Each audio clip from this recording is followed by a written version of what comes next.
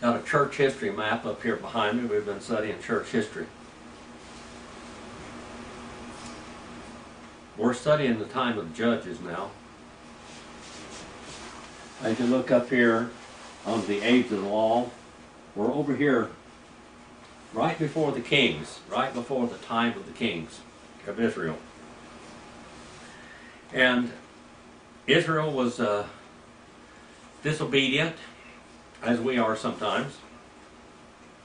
We have this Old Testament too, that we might follow the examples in humility and in obedience. Israel has plenty of examples in here of God's mercy and yet God's vengeance and anger upon them when they were disobedient, and especially when they served idols. When they dig up their idols and find their idols and their forbidden gods, they just go crazy in religion.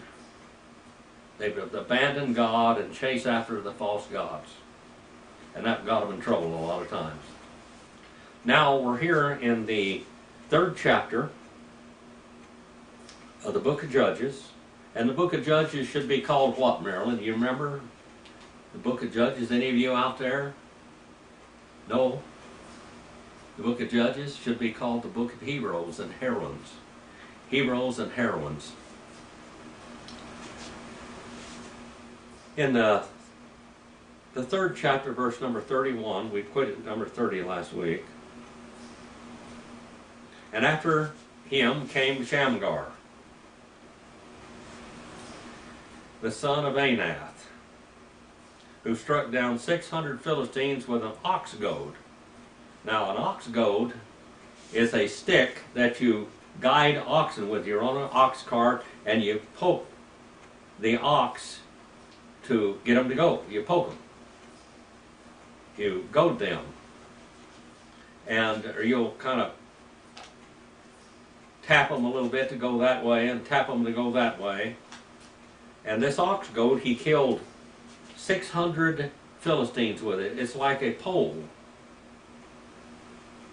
And he also saved Israel.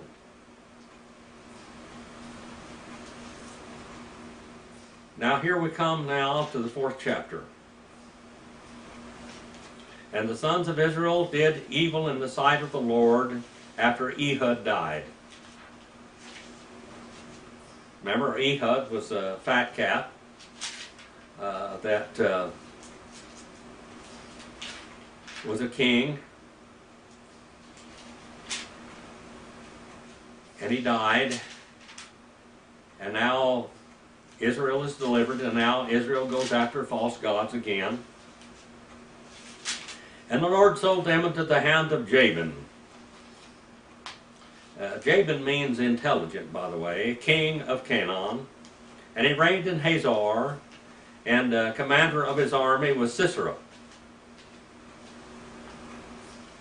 who lived in Harosheth Haggavim. And the sons of Israel cried to the Lord, for he had 900 iron chariots.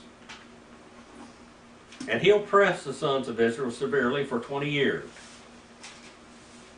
Now there's a woman. Sharon, Marilyn, there's a woman. I know you think that women are left out of the Bible too much, but here is a woman. And she's a heroine woman. A heroine woman when men were the big shots. Women meant very little at this time, but now we have a woman. Deborah's name is Bee, by the way. Bee. Bee. Bee, like a bee. Honeybee. And she is a prophetess. And the wife of Lepidoth, who was judging Israel at the time. Lepidoth is a judge now. Lepidoth means a shining light, like a lamp. Like an Aladdin lamp. There are a few Aladdin lamps in the house there, one right over there. And Aladdin lamps, you could always tell a house that had an Aladdin lamp in it. An Aladdin lamp has got a little mantle in it, and it shines very brightly. An Aladdin kerosene lamp puts out 60 to 70 watts of light. 60 to 70 candle power. You could always tell someone that had an Aladdin lamp in their house because their windows were brighter than the others. Later on, then Coleman came along and made the Coleman lantern that uses that same type of mantle in it. But they use white gas or propane. Now, Lepido, his name means candlelight or lamp. And she used to sit under the palm tree of Deborah between Ramah and Bethel in the hill country of Ephraim. And the sons of Israel came up to her for judgment, this Deborah. Now she sent and summoned Barak, the son of Abinoam from Kadesh Naphtali, and said to him, Behold, the Lord, the God of Israel, has commanded, Go and march to Mount Tabor, and take with you 10,000 men from the sons of Naphtali and from the sons of Zebulun. And I will draw out to you Sisera, the commander of Jabin's army, with his chariots and his many troops to the river Kishon, and I will give him into your hand. Now she said, I'm going to do this. Now she was a prophetess, so God was showing her what was to take place. Israel cried, they turned back to the Lord again, they went to idols, and now they turned back to God. One thing about David, King David, David never served idols. He had done some bad things in his life, but he never had served idols, and he was a man after God's heart, it says. Then Barak said to her, If you will go with me, I will go, but if you will not go with me, I won't go. Here's a man here, reminds me of Marjorie Taylor Greene. she's got more brave and guts up there in Washington, D.C. than 99 of the men that surround her.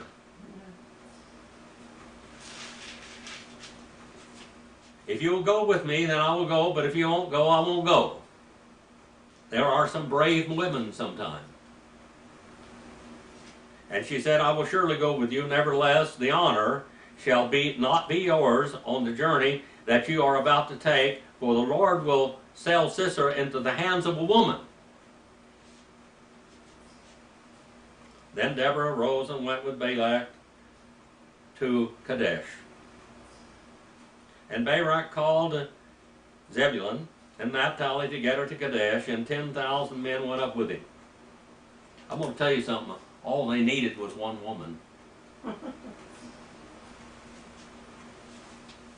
And Deborah also went up with him.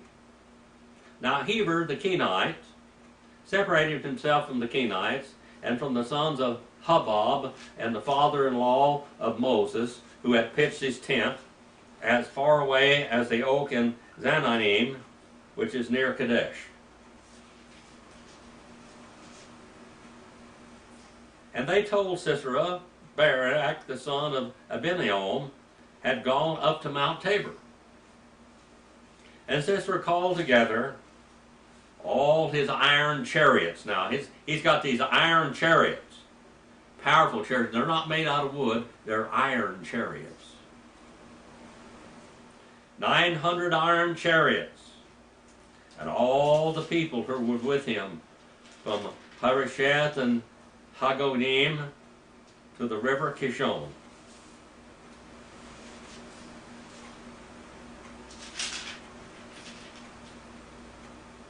And Deborah said to Barak, Arise, for this is the day. She's the general. Arise, this is the day which the Lord has given Sisera into your hands. Behold, the Lord has gone out before you. So Barak went out from Mount Tabor, and with 10,000 men following him. And the Lord routed Sisera. Jehovah fights the war.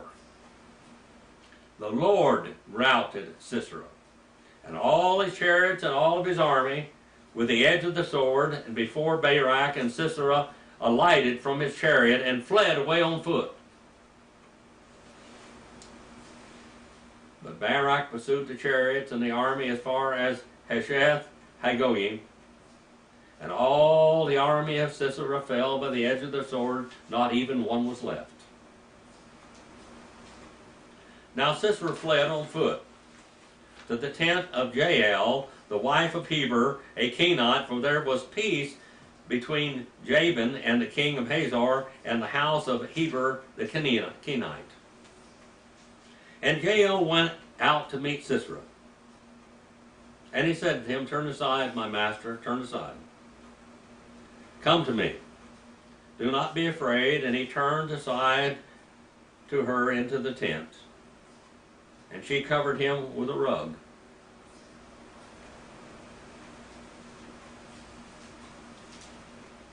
An oriental rug, an oriental carpet. And this was an oriental custom now, that they covered him with a rug. And he said to her, "Please give me a little water to drink, for I'm thirsty." And she opened a bottle of milk and gave him a drink. Then she covered him. Now this milk is buttermilk, by the way. It's buttermilk. She gave him a drink of buttermilk. And he said to her, "Stand in the doorway of the tent, and it shall be, if anyone comes and inquires of you, say, 'Is there anyone here?' that you may say no." But Jael, Heber's wife, took a tent peg, and she seized a hammer in her hand and went secretly to him and drove the peg into his temple. And it went through into the ground, for he was sound asleep and exhausted. So he died. A brave woman. And behold, as Barak pursued Sisera, the Jael came out to meet him, and said to him, "Come, and I will show you the man whom you are seeking." And he entered with her, and behold, Sisera was lying dead with a tent peg into his temple. So God subdued on that day Jabin the king of Canaan before the sons of Israel. And the hand of the sons of Israel pressed heavy and heavier on Jabin and the king of Canaan, until they had destroyed Jabin the king of Canaan. Now in the 5th chapter here we have a song of praise. A song of praise. Deborah and Barak, the son of Abinoam, sang, on that day sang, that the leaders led into Israel, that the people volunteered, "Blessed be the Lord, blessed be Jehovah. Hear, O kings, give ear, O rulers, to the Lord I will sing. I will sing praise to the Lord, to the God of Israel. The Lord, when you do go out from Seir, when you do march from the field of Edom, the earth quakes, the heavens also dripped. Even the clouds drip water. The mountains quaked in the presence of the Jehovah. This Sinai, at the presence of the Lord and the God of Israel, in the days of Shamgar the son of Anat. In the days of Jael, the highways were deserted, and travelers went by the roundabout ways. And the peasantry ceased. They ceased in Israel, until I, Deborah, arose. Until I arose, a mother in Israel, a woman in Israel, a mother. A mother is a sustainer. Now new gods were chosen. New gods, not little gods, not God of heaven. New gods were chosen. Then war was in the gates. Not a shield or a spear was seen among 40,000 in Israel. My heart goes out to the commanders of Israel, the volunteers who among the people bless the Lord. You you who ride on white donkeys. White donkeys. White donkeys were usually an animal of peace. Donkeys don't want to go in war. They're too smart. Horses go to war. You who sit on rich carpets, and you who travel on the road, sing. Or you who walk on the road while you're singing, and from the Hebrew. And all the sound of those who divide flocks among the watering places. There they shall recount the righteous deeds of the Lord, the righteous deeds for his pleasantry in Israel. Then the people of the Lord went down to the gates. Awake, awake, Deborah. Awake, awake, sing a song. Arise, Barak, and take away your captives, O son of Abinoam. Then survivors came down to the nobles, and the people of the Lord came down to me as warriors.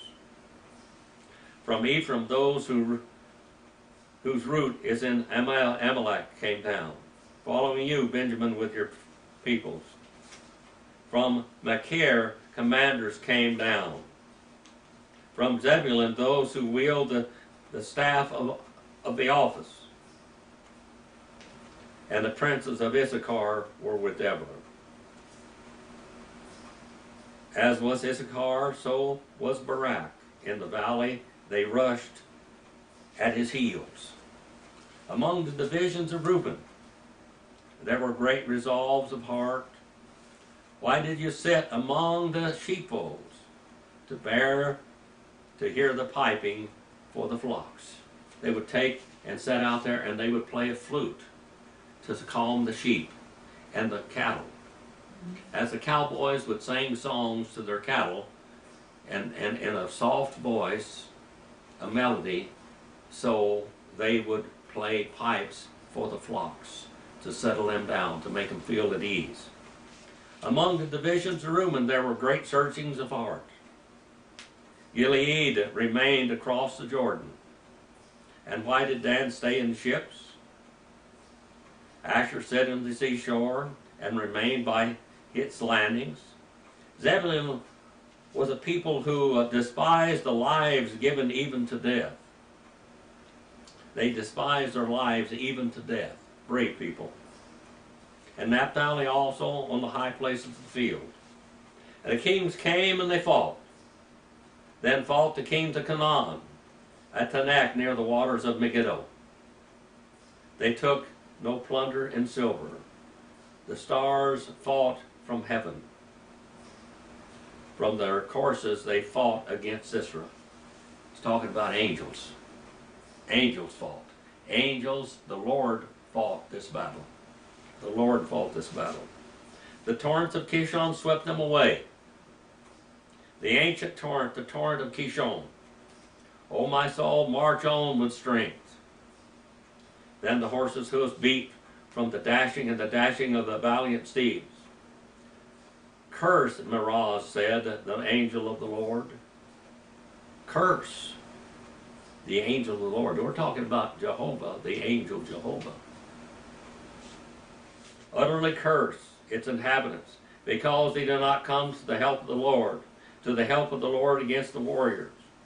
Most blessed of women is Jael, a woman. The wife of Heber the Kenite. Most blessed is she of women in the tent. He asked for water and she gave him milk, buttermilk. In a magnificent bowl she brought him curds. That's the buttermilk. And she reached out her hand for the tent peg, and her right hand for the workman's hammer. Then she struck Sisera, she smashed his head. Then she shattered and pierced his temple. Between her feet bowed, he fell and he lay. Between her feet he bowed and he fell. Where he bowed, there he fell dead. And out of the window she looked and lamented. The mother of Sisera through the lattice. Why does the chariot delay in coming? Why do the hoofbeats of his chariots tarry? His mother was looking for him, but he's not coming home. Her wise princess would answer her. Indeed, she repeats her words to herself. Are they not finding, are they not dividing the spoil? A maiden, 2 maidens for every warrior. To Sisera, a spoil of dyed work. A spoil of dyed work embroidery. But by the way, dyed work was rich. Dye was expensive. Most of it was just natural, but those that could afford dye work that was special, that was high quality, that was expensive. Dyed work of double embroidery on the neck of the spoiler. Thus let all of your enemies perish, O Lord. Let those who love him be like the rising of the sun in his might. And the land was undisturbed for 40 years. Look at 40 years. They repented, they called upon the Lord answered, and for 40 years, a whole generation, the land had rest. For a whole generation. Does this tell us something? What kind of a story does it tell us? It tells us that when the men won't do what they're supposed to do, the women take place. When the women won't do what they're supposed to, when the men won't do what they're supposed to do, sometimes the women stand up. That happens even today. It even happens today. Our Father, we send this message out. I pray that you give us courage to do the things we need to do, to meet the challenges that we need to meet. Father, I pray for all of my students out there all over the world. And whatever way of need they are, I'd ask you to watch over Nancy and Steve and Kathy, Otis and his wife. Father, watch over all of these people all over. Whatever they need, Father, see to their needs. Guide them, encourage them to give, to serve you with their lives, to be guiding lights and the examples in their communities wherever they are. And Father, please forgive me where I fail you.